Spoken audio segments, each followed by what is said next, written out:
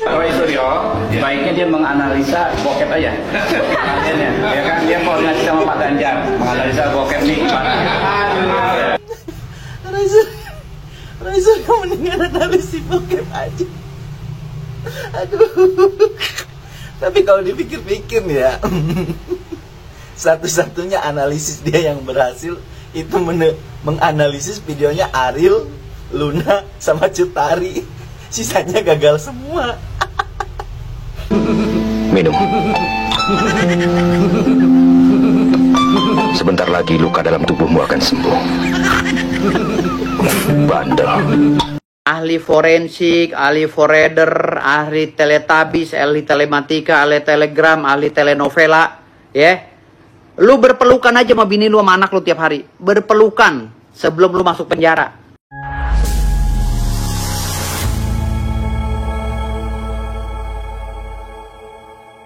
Assalamualaikum warahmatullahi wabarakatuh, saudara-saudaraku sebangsa dan setanah air. Dimanapun kalian berada, semoga kalian selalu dalam kondisi sehat walafiat. Berjumpa lagi dengan saya di Gaspol Update. Kami bukanlah buzzer pihak manapun, kami hanya menyajikan keputusan ada di tangan Anda. Teman-teman, ini ada video yang menurut saya cukup menarik, yakni tentang video yang bikin ngakak gitu. Bikin ngakak gimana bang ya? Menurut saya nih ya, ini adalah video paling kocak tahun ini ya. Jadi paling kocak on the years. Minimal menurut saya lah. Emangnya video apa bang? Jadi ya, salah satu kader Gerindra ya, kalau nggak salah namanya Habibur Rahman gitu ya, memberikan saran kepada Roy Panci ya, agar menganalisis video bokep aja. Dan agar si Roy Panci berkolaborasi dengan Pak Uban ya, mantan calon presiden dari RT 16. Ada mantan capres RT 16 ya kan. Jadi menurut Habibur Rahman, Roy Suryo Roy Panci ya, jangan menganalisis ijazahnya Jokowi ya kan. Sangat tidak level, ilmumu belum sampai. Gelarmu abal-abal ya kan, koclak. Pak Prabowo, tolong ya Habibur Rahman ini di reshuffle ya. Kurang ajar ini. Pasti gitu usulnya para warga RT 16 dan RW 24. Yakin dah. Nah, bagaimanakah videonya dan bagaimanakah respon netizen? Mari kita tonton bersama, kemudian mari kita komentari bersama di bagian akhir video. Ini dia. Roy Suryo, baiknya dia menganalisa bokep aja. Ya kan, dia koordinasi sama Pak Ganjar, menganalisa bokep nih gimana. Roy Suryo mendingan analisis bokep aja. Aduh. Tapi kalau dipikir-pikir nih ya, satu-satunya analisis dia yang berhasil itu menganalisis videonya Ariel, Luna, sama Cut Tari. Sisanya gagal semua. Aduh, ada benernya juga ini, politikus Gerindra. Aduh. Ya ampun. Coba masuk deh kolom komentar, sebutkan satu prestasinya Roy Suryo. Monggo masuk ya.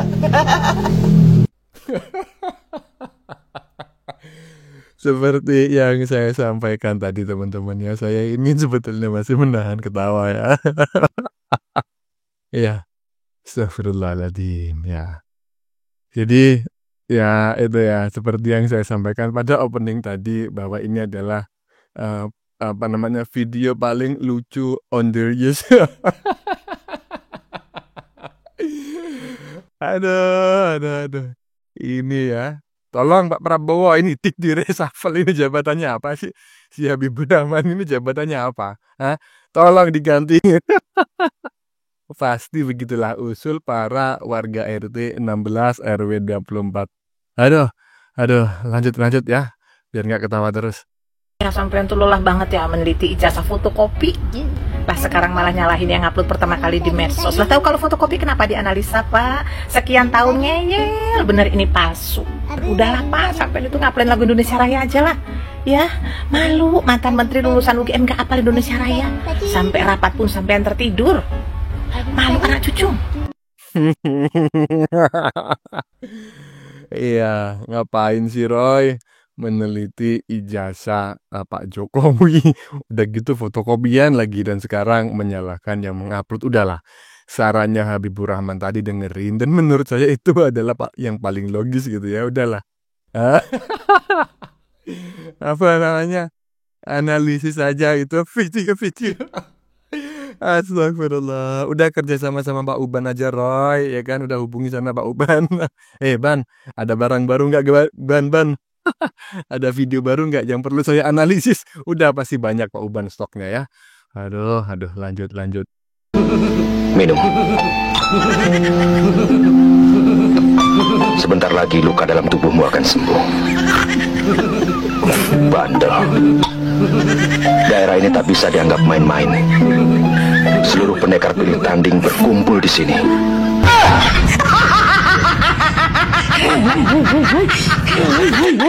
Ini kurang ajar. Astagfirullah. Selesai videonya Habibur Rahman ya kan, yang paling kocak tahun ini muncul lagi ya kan editannya netizen plus 62 yang maha julid ya kan. Orang udah macam kayak gitu, udah kejang-kejang disuruh minum obat nyamuk. Astagfirullah. Ini bukan karya saya loh teman-teman ya. Saya cuma ikut ikut mengupload ulang dan untuk mendiskusikannya. Kalau ini dianggap nggak pantas ya jangan diturusin gitu ya. Lanjut. Ahli forensik, ahli foreder, ahli teletabis, ahli telematika, ahli telegram, ahli telenovela, ya. Lu berpelukan aja sama bini lu sama anak lu tiap hari. Berpelukan sebelum lu masuk penjara. Berpelukan, ya. Muka-muka sedih lu udah kelihatan banget. Gue lihat waktu di beberapa tayangan TV, lu luar udah sedih kelihatannya, mau dilaporin balik sama Jokowi. Ya.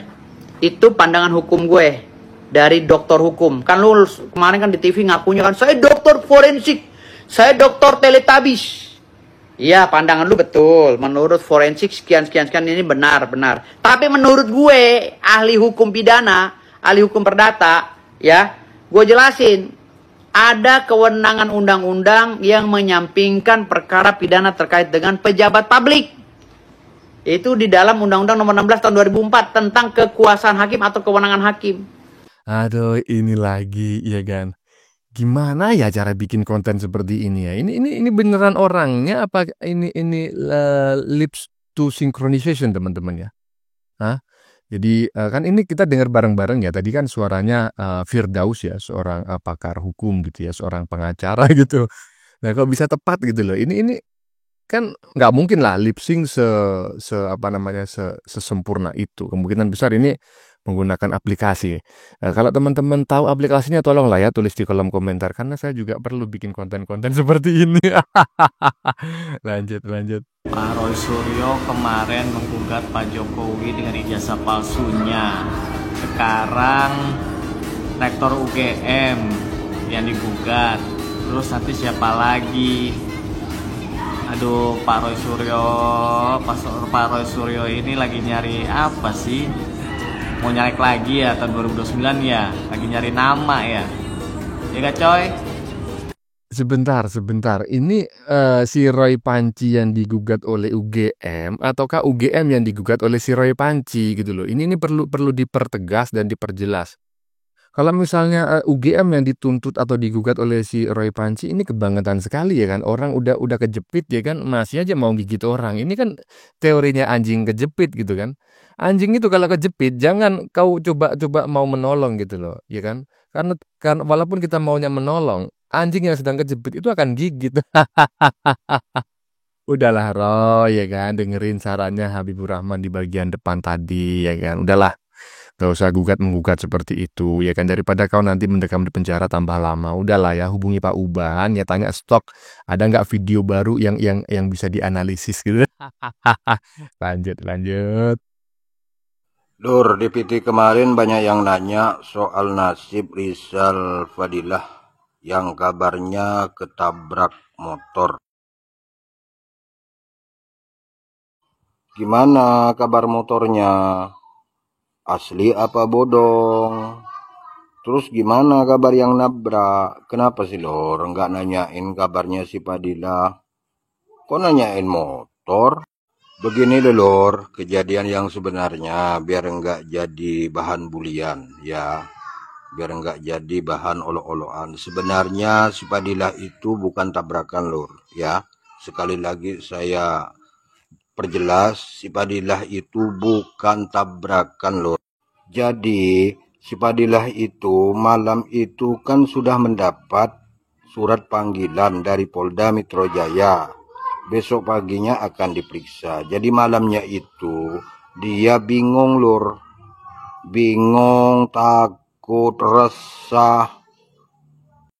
Jadi malam itu saking bingungnya tanpa disadarin dia naik angkot dari rumahnya menuju Bandung Lur.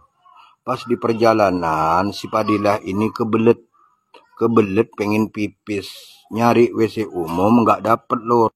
Akhirnya si Padilla ini beolnya di pinggir kali Lur. Lagi asik-asik, lagi melamun dia, datanglah sekelompok pemuda geber-geber pakai motor. Dia kira ketabrak. Saking kagetnya si Padilla ini jatuh ke kali Lur. Jadi kalau ada lecet-lecet itu bukan ketabrak motor, tapi ketimpa tainya si Padilla. Makanya mukanya kayak tai. Maaf, jangan dibully lagi Lur ya. Ya, teman-temannya barusan ini sudah berbeda tema gitu ya. Barusan tentang Rizal Padilla yang disampaikan oleh seorang netizen. Analisisnya bahwa Rizal Padilla ini tidak benar ditabrak sepeda motor, melainkan ketimpuk sama kotorannya sendiri. Aduh, koclak. Udahlah ya, nggak usah dikomentari lebih jauh lagi ya. Lanjut.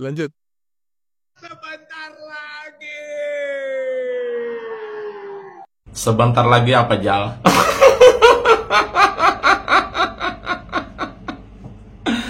Padahal suara kamu itu lantang bener ya. Tapi enggak apa-apa ya, memang sebentar lagi juga ya, juga kamu juga akan ya merasakan gitu lah. Hasil dari buah ibaratkan tuh ulah kamu sendiri.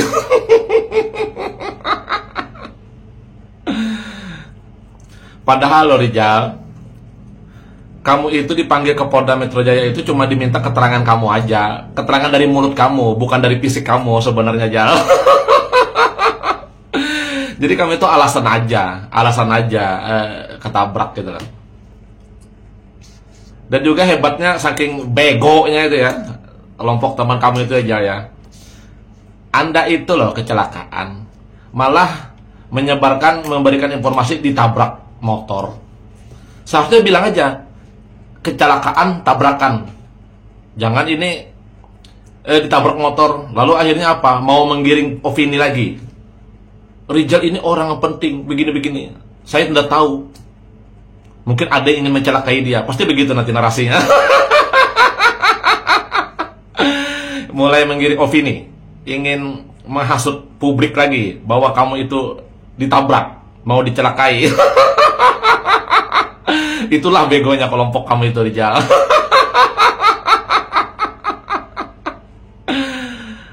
Saya juga heran juga loh Rizal.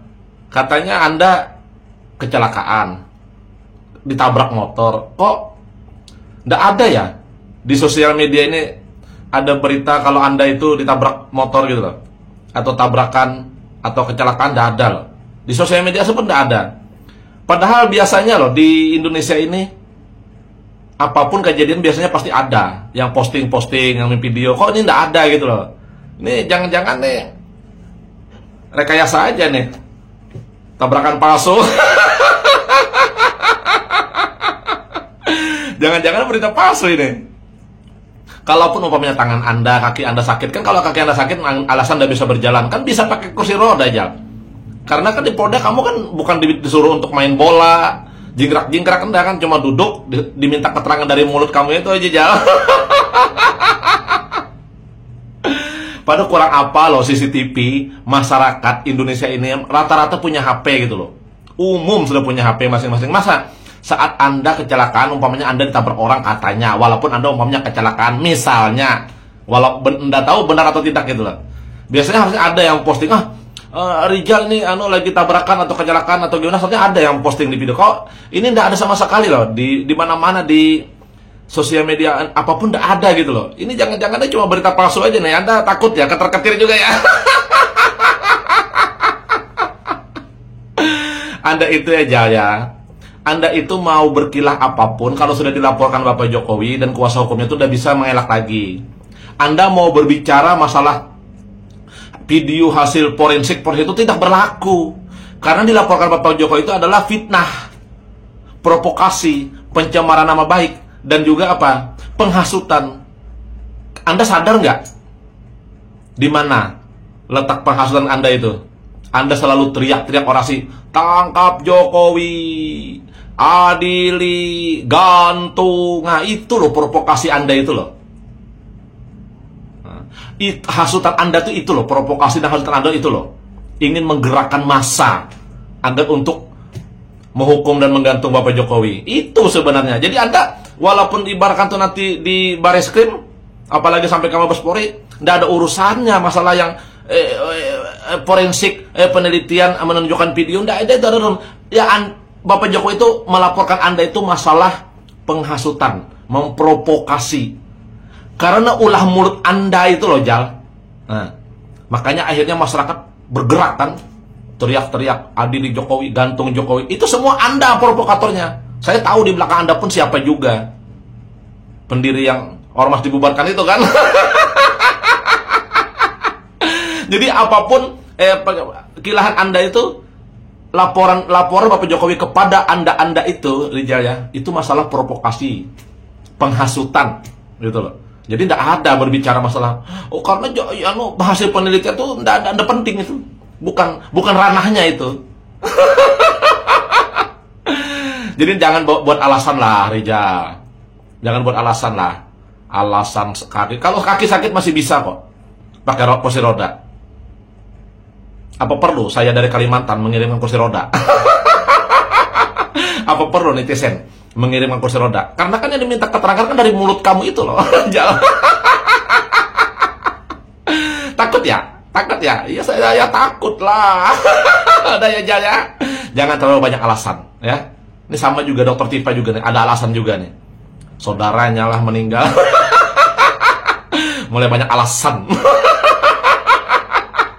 Cemen. Intinya, sebentar lagi